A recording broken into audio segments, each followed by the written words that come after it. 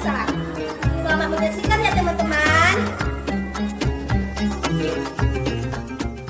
Nasab Nabi Sulaiman alaihi salam.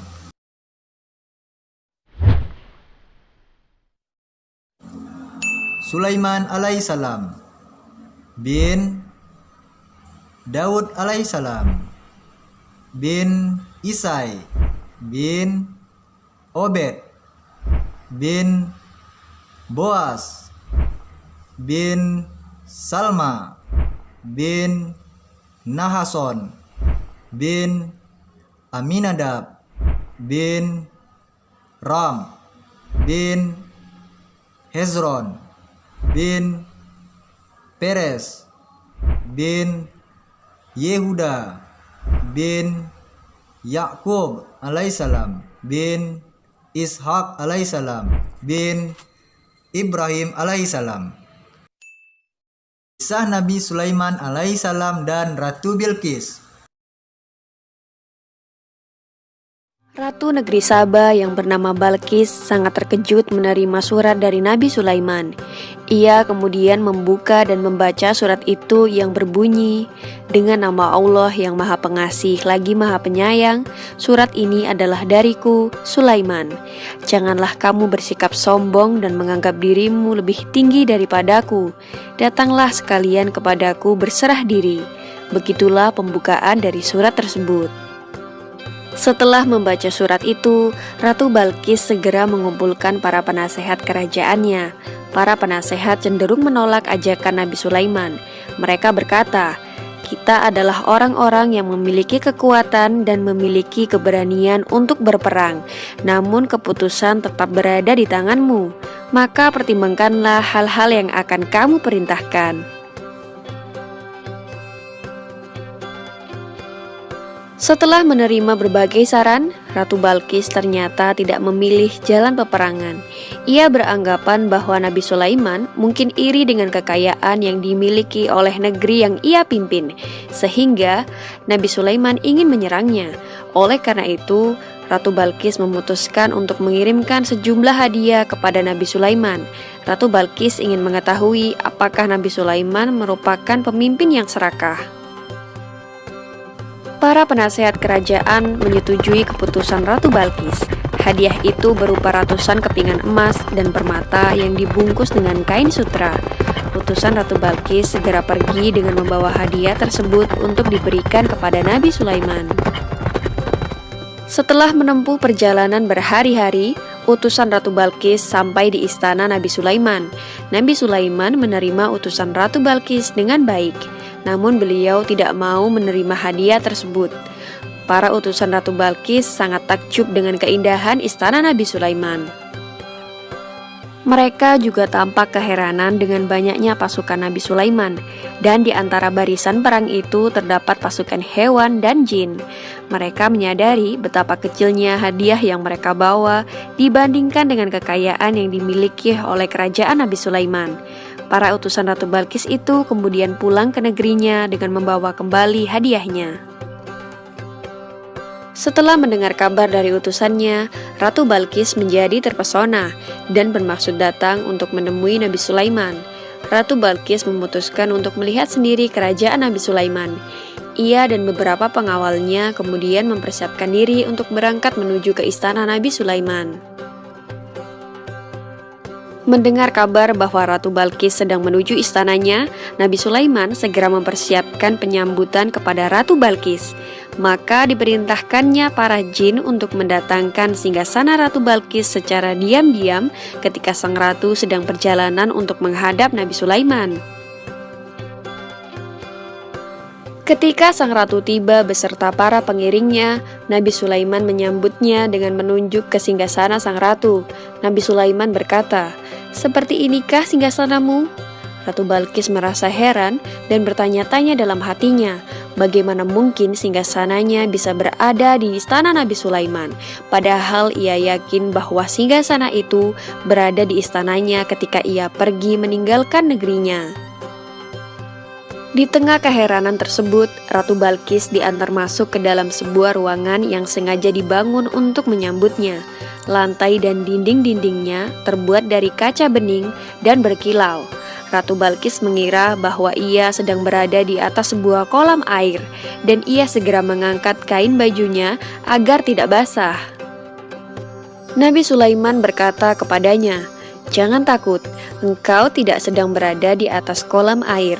Apa yang kau lihat itu adalah kaca-kaca bening yang menjadi lantai dan dinding ruangan itu." Ratu Balkis tersipu malu. Ia segera menyadari kelemahan dirinya terhadap kebesaran dan kekuasaan Allah yang ditunjukkan oleh Nabi Sulaiman. Balkis berkata, "Ya Allah, aku telah lama tersesat berpaling darimu, melupakan nikmat dan karunia-Mu, merugikan dan menzalimi diriku sendiri sehingga terjatuh dari cahaya dan rahmat-Mu. Ampunilah aku dan kaumku. Aku berserah diri bersama Sulaiman nabimu dengan ikhlas dan penuh keyakinan. Kasihanilah diriku ya Allah, Tuhan yang Maha Pengasih dan Maha Penyayang."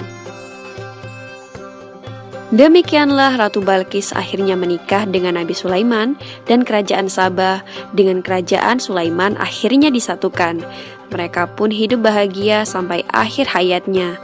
Semoga kisah ini dapat bermanfaat bagi kita semua dan tidak lupa diri meskipun diberi kelebihan oleh Allah, karena apa yang kita punya saat ini hanyalah titipan semata.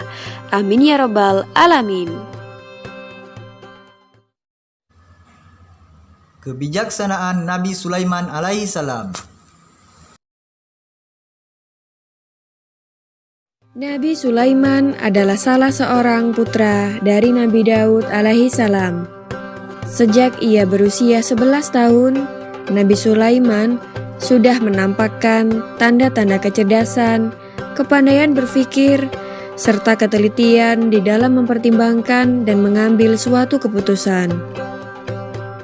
Sewaktu Nabi Daud menduduki tahta kerajaan Bani Israel, Nabi Sulaiman selalu mendampinginya dalam setiap sidang peradilan yang diadakan untuk menangani perselisihan yang terjadi di dalam masyarakat.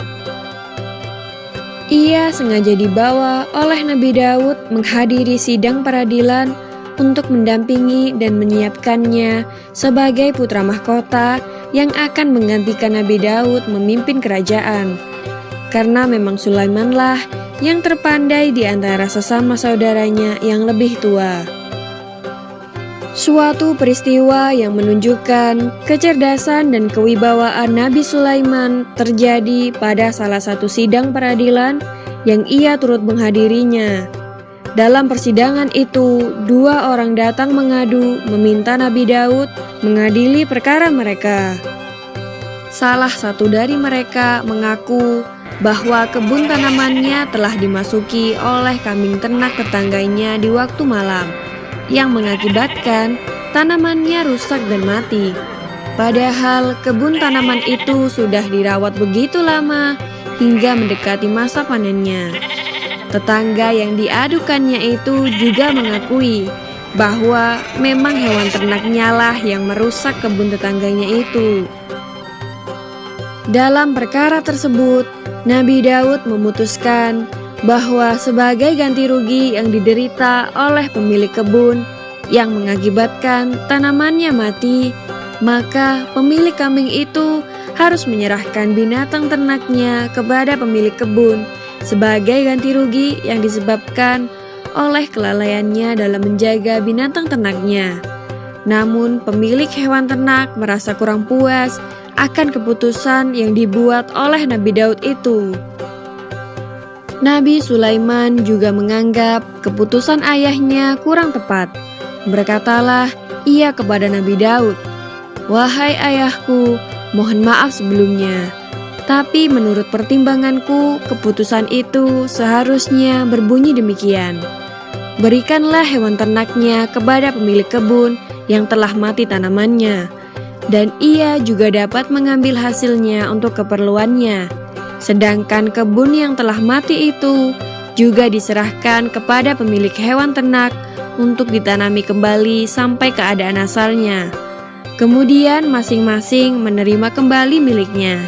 sehingga tidak ada pihak yang mendapat keuntungan atau kerugian lebih dari yang seharusnya.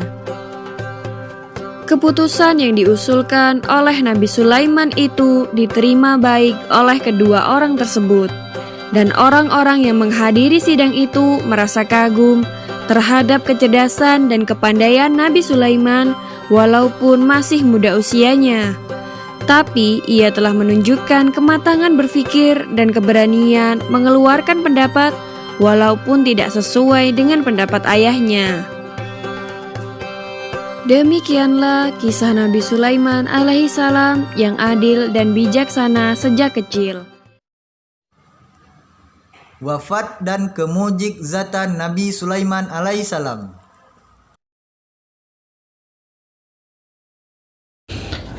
A'udzu billahi minasy syaithanir rajim. Bismillahirrahmanirrahim. فلما قضينا عليه الموت ما دلهم على موته إلا دابة الأرض تأكل من سأته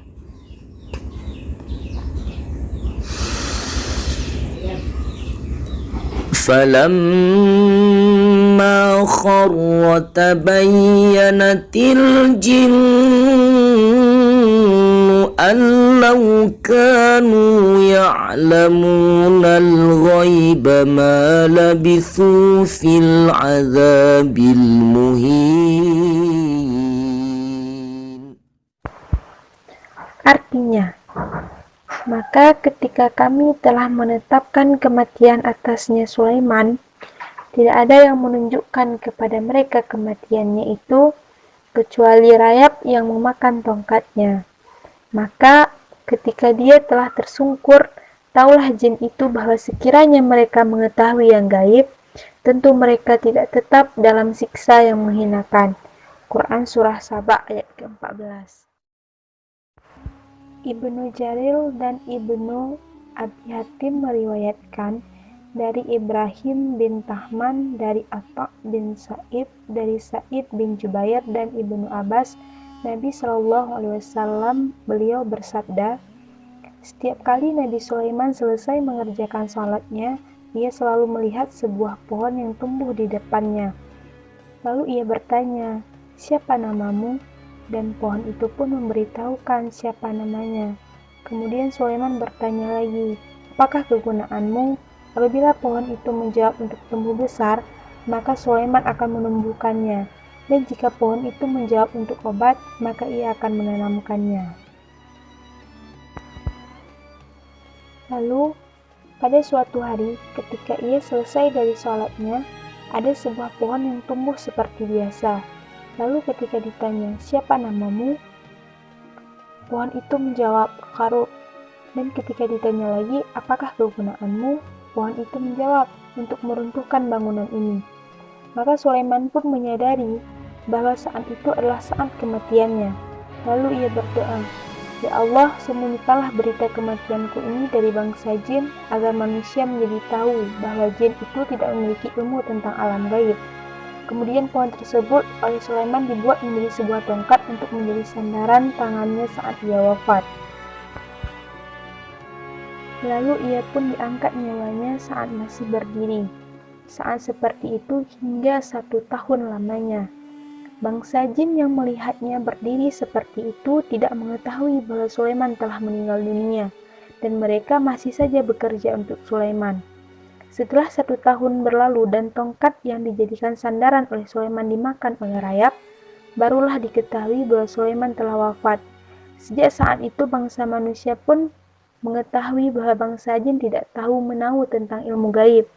Karena jika mereka mengetahuinya, maka tidak mungkin mereka mau dipekerjakan dengan pekerjaan yang hina itu, padahal Tuhan mereka sudah meninggal dunia selama 1 tahun. Mukjizat Nabi Sulaiman alaihi salam. Mukjizat dari Nabi Sulaiman yang dikaruniai Allah Subhanahu wa taala antara lain: yang pertama, yaitu Nabi Sulaiman dapat pergi kemana-mana dengan mengendarai angin. Yang kedua, Nabi Sulaiman alaihi salam dapat memerintah jin. Yang ketiga, Nabi Sulaiman mengetahui bahasa-bahasa makhluk selain manusia seperti bahasa-bahasa hewan. Yang keempat, Nabi Sulaiman adalah raja dan nabi yang terkaya, memiliki kekayaan yang berlimpah-limpah, terdiri dari segala logam dan permata yang serba mahal. Istananya berkilau-kilauan, penuh bertaburan intan permata.